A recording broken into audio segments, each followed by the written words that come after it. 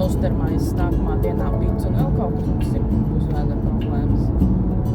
Bet arī tik smags kreivings ir tikai tad, ja enerģētiski kaut kas vajag nāk iekšā un ķermenim vajag nopāzēties, sazemēties vai kā.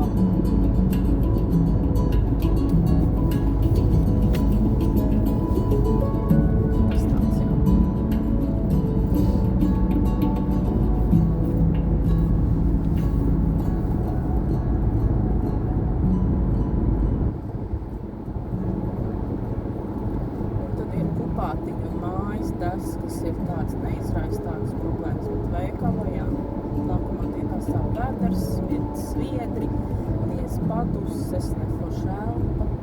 Vai tiem jau nav tik ilga uzlabāšana? Es nekā neapētīgi veļas.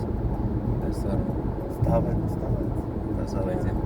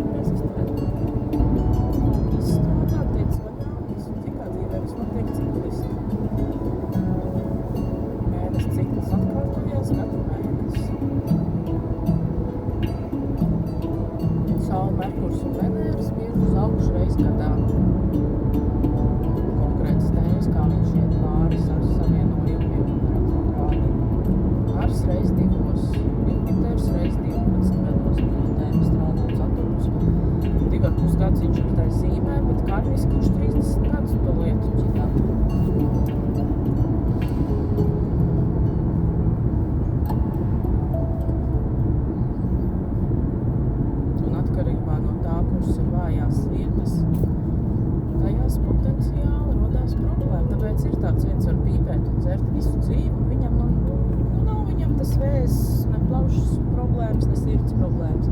Bet, ja tev tās ir vājās vietas, cik punkti tev būs? Un ja vēl ir izraisošs mehānisms, tu varbūt cik veselīgs tu gribi, ja tu ar to jautājumu, kas tev dara uz tā vieta.